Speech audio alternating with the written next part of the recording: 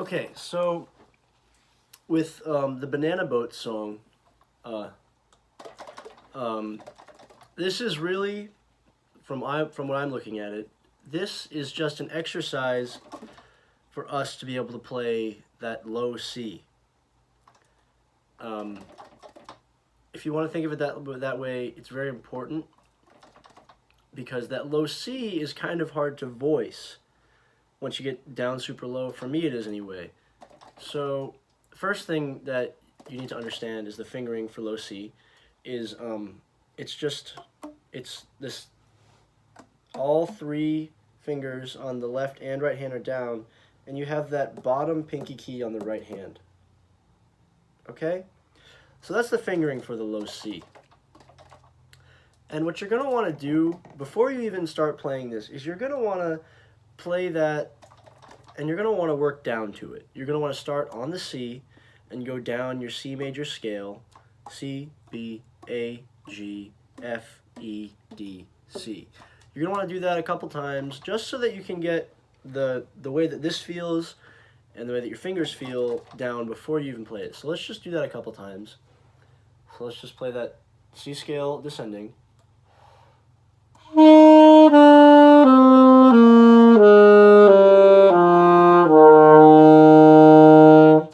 And you really want to feel what it takes to get from that low D to that low C, because it does feel pretty different. So you're going to want to do that a couple times. I'll do it again for you.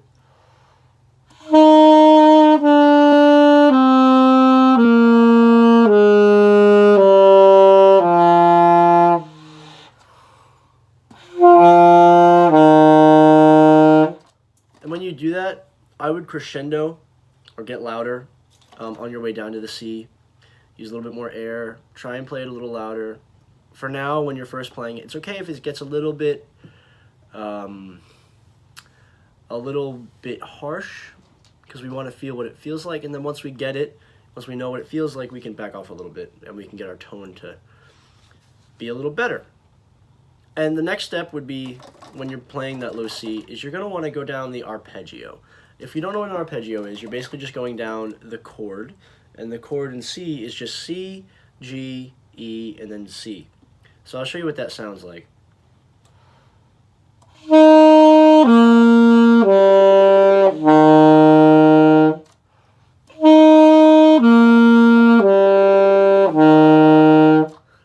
And that way, you're not necessarily giving yourself as much of a head start by going down the whole scale and going down just by one whole step to that C. You're going down by now a third so that you're able to get it. And eventually you're going to want to go C, G, and then C so that we can play this exercise where it goes from C or G to C pretty often. So let's try that.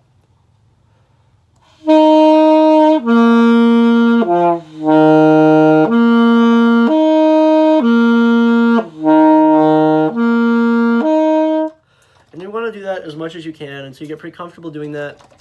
But then after you figure that out, you've already figured out all of the jumps to C in this piece. So once we have the C figured out, I'm just going to assume that we know all these fingerings by now because we've been through these scales, we've been through the chromatic scale. Once you figure that out, you play through the C scale a couple more times, starting on the low C this time, so you have to start right on that low C, you don't get to work down.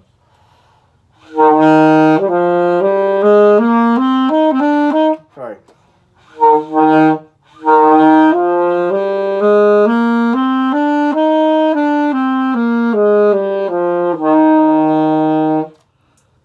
And that C is probably going to feel pretty uncomfortable the first couple times you play it, maybe even the first day that you play it. But the important thing is to try and play it pretty big at first, just so that you get the feel for it. Now, once we do that, we've done most of the stuff that is difficult about this. If we've done the descending scale, and then we did the descending arpeggio, and then we went from C to G down to C, and then back up to G, back up to C, and then we start on the low C, that's pretty much all of the difficult parts of this piece. You're also, oh, sorry, I forgot. You're also going to want to go up the arpeggio, starting on C, like this.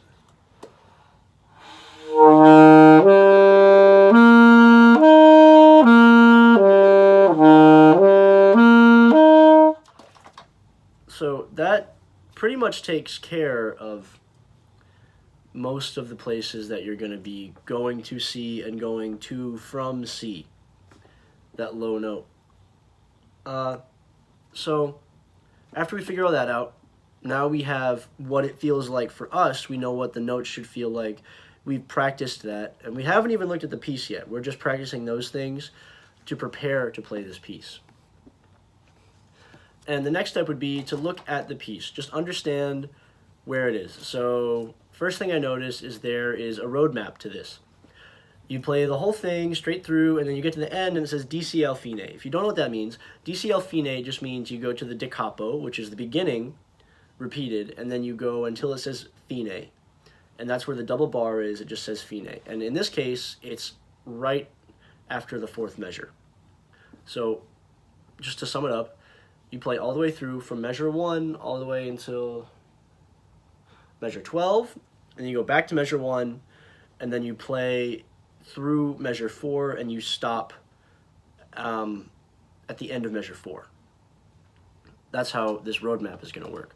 So just take care of that. And if you do that exercise that I said, you've pretty much done everything in the piece already, just in different forms. The one thing that we're going to want to look at, though, is articulation for this, because there's a lot of places where you're going to want to retongue and you're going to want to articulate. And this is something that I'm working on as well. But the ways to do that, first off, you just get a good air attack and sustain. So on, let's just do that on the middle C, the middle finger C.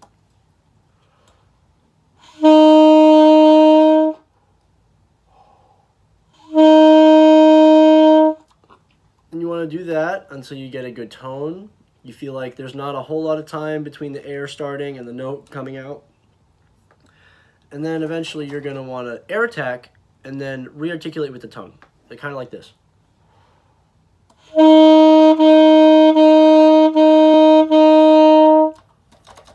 And the tip of your tongue is touching the tip of the reed there.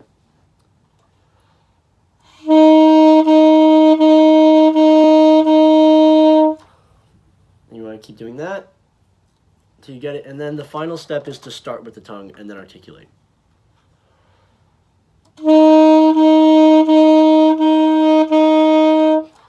And you can do that on every pitch. You go.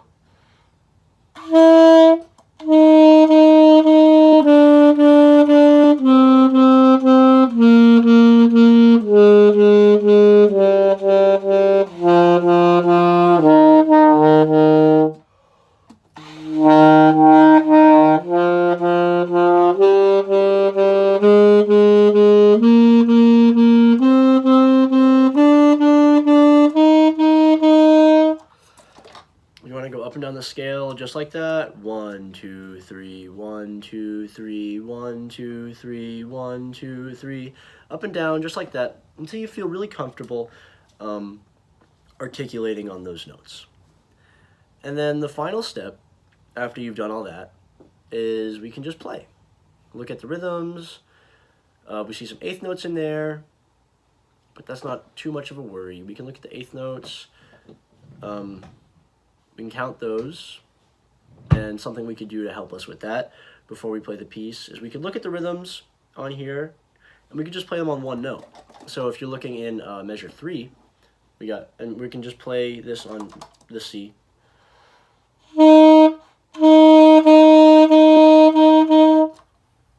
And take a rest, and then if you want to, you can do the whole phrase. I look at that phrase as the 3rd and 4th measure, so.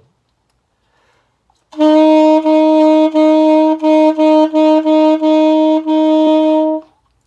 then you can go on, look at the next rhythm, those next 2 measures, the 5th and the 6th measure.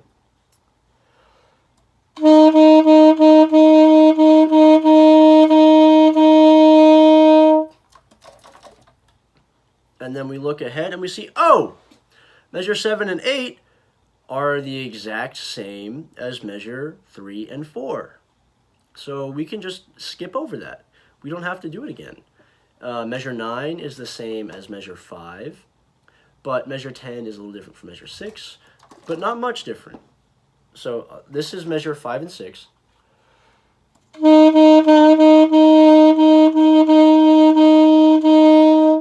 And this is measure 9 and 10.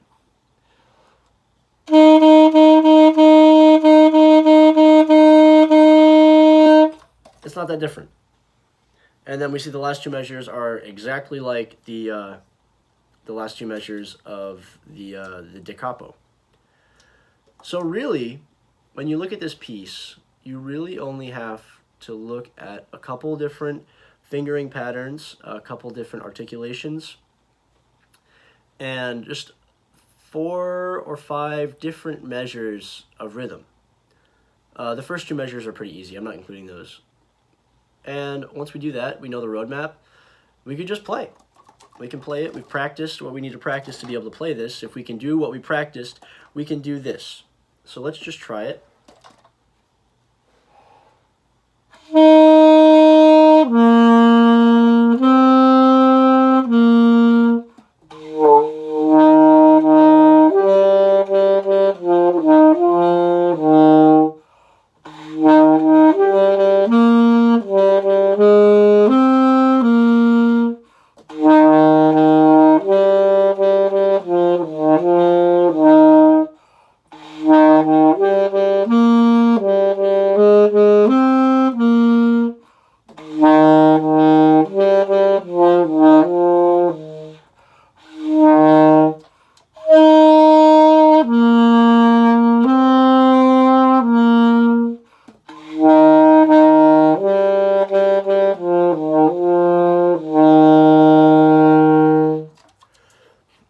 And that's the piece. So, just a quick overview. We played up and down the C major scale. We played up and down the C major arpeggio. We went from low C to middle C, low C to G to the higher C, back to the low G, back to the C. Did that a couple times. And then we looked at articulation here, and then we looked at the specific rhythms. And once you get that all figured out, you should be able to play this. It's going to take some practice. Obviously, I'm not perfect at it yet, but eventually, after you practice those few things, you should be able to play this pretty well. All right. Have a good day.